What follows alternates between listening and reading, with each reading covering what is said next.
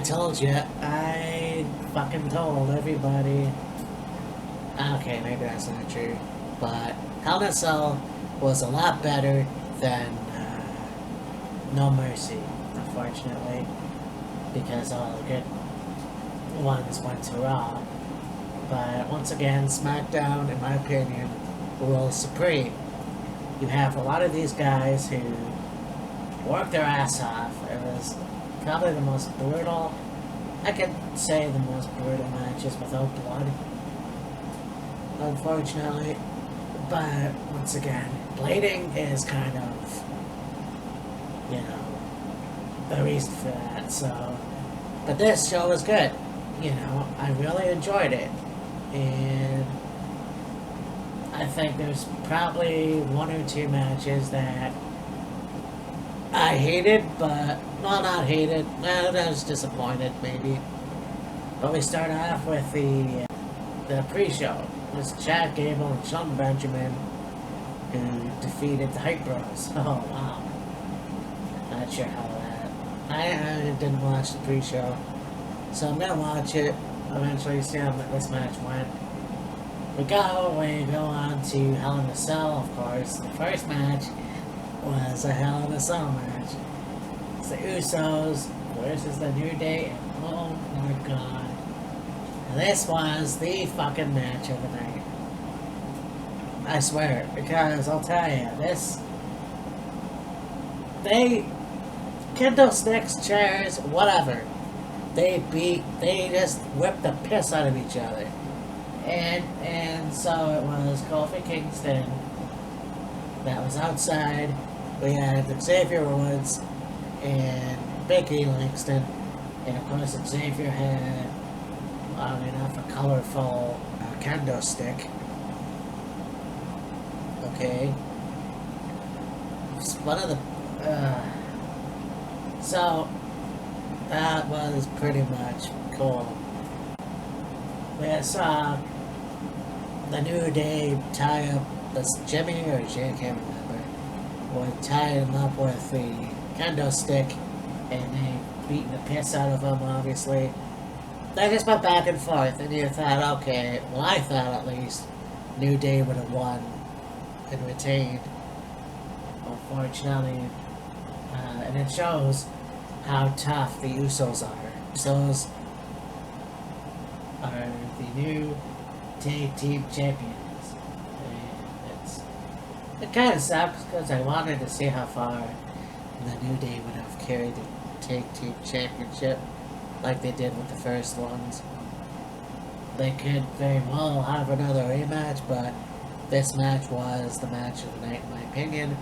But then, of course, it was the first match of the night, so there was still more to go. First disappointment of the night for me, Randy Orton beating Rusev. Are you fucking kidding me? You have a guy like Rusev who could have got one over on Randy Orton this night, but nope. With the powers that be, or politics, whatever the fuck. Randy Orton got... Randy Orton... yeah. And you know, it just goes to show you that, yeah, he can put one over. He could get Shinsuke over, but can't get fucking Rusev. I have no idea. Anyways, I hope their feud continues. I believe this is their second match. It's a fucking shame. Anyways, we got the triple threat for the United States Championship. Baron Corbin and AJ Styles. And new member,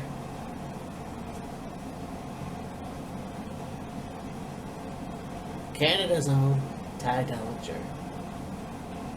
And this was awesome too. Especially the bump that AJ took to the ribs. I figured for sure he would be out of the match. This was a very good match. Ty Dillinger as well. This really, you know, this really was cool to see that finally, some justice. New U.S. champion Baron Corbin. Fucking A. I can't wait to see how this goes. So, we'll see how his run is. I can't wait. But, I'll finally get to see this guy as the new champion. Also, we have Charlotte versus Natalya. Of course, she goes now by Charlotte Flair, but whatever. And this was shit. This was the only match that was shit. I mean, I say that because it in disqualification. And that's what sucks. Unfortunately, I think that these two could have had I think it all has to do with Charlotte's leg. And Natalya's a really good heel, and I know that because I can't stand her. But there it is. Natalya beating the shit out of her leg, like an old school heel would. And then after that, raising the title. Yeah. But this was a pretty good match. And then, of course, the assault that Charlotte endured after the match from Natalya. Now we have the second match. Jinder Mahal versus Shinsuke Nakamura for the WWE title. With the Singh brothers. Now, the first time was with the Singh brothers. Why the fuck do you not think it could be just one-on-one? No, can't do that. Now, luckily, the referee did eject the Singh brothers out, but that was only a distraction for Jinder, just to get his over. So you thought it was going to be a fair fight, but it ended up going to Jinder Mahal retaining. But Shinsuke did put up a fight. Obviously, was very cool to see that. I think that it was something that I really appreciated looking at. And for Sarah Bamber, I hope they have another match, and I hope Shinsuke Nakamura gets it. If not, where does he go from here? Well, actually, there's an idea. It's Shinsuke hasn't finished his falling out with Baron Corbin, and now Baron Corbin is the U.S. champion, so yeah, who knows, right? That would be pretty cool. Then we have Bobby Roode versus Dolph Ziggler, and this was kind of, yeah, Bobby Roode's first SmackDown main roster pay-per-view, and it was pretty cool to see that. It was pretty cool to see him come out, but also, and I said this in the prediction show for Wheels of Fury, I thought Dolph Ziggler should have went over. But I'm happy that Bobby Roode won, even though I got a sneak attack afterwards. The zigzag by Dolph Ziggler. Dolph Ziggler came out with no music, which was interesting. And I haven't seen that in a long time.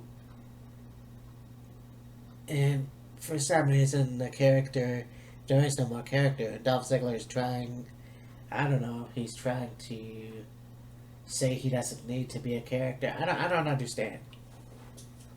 But he failed, and of course, the power sport. So where does Dolph Ziggler go from here? I'm not really sure, but it is what it is. It's just pathetic as all. Then we get to the main event, which was Falls Count Anywhere Hell in a Cell match. Shane O'Mac versus, well, Shane McMahon, obviously, versus Kevin Owens. And just like the top of the show was fucking awesome. This match was fucking awesome. This was probably one of the interesting matches that I've seen because they beat each other up and all this other stuff. You have Kevin Owens and Shane McMahon going up on the top of the cage. Holy shit. I haven't seen that in a while, and they beat the piss out of each other. And then, of course, you're gonna see Kevin toss Shane off the cage, which luckily didn't happen. Shane's kids were there, which was interesting. Kids and wife. You get these guys who did a really good job. Of course, Kevin Owens putting Shane McMahon onto the table. He goes up in the cage, and then he hesitates. That's actually the thing that happened when they were going up on the top of the cage to fight. Shane McMahon eventually did the elbow drop off the cage, setting up Kevin Owens. He goes up on the cage, and who should get Kevin Owens off the table before Shane comes crashing down? Sami Zayn. And when I was watching SmackDown, I thought I knew this was going to happen. I knew that Sami Zayn, with the history that was had, I knew that these two were going to be allies. I'm not sure what's going to happen on SmackDown, but I'm pretty sure it's a heel turn for Sami Zayn. And I'm pretty happy about it because right now, I've done shit with him since he's been on the roster. No, they just haven't. So, I can't wait to see what I can't wait to see what they do with him on SmackDown. So, this was a really good show. Better than No Mercy. Yeah. That's pretty much all I can say about that, but talk to you later. Bye.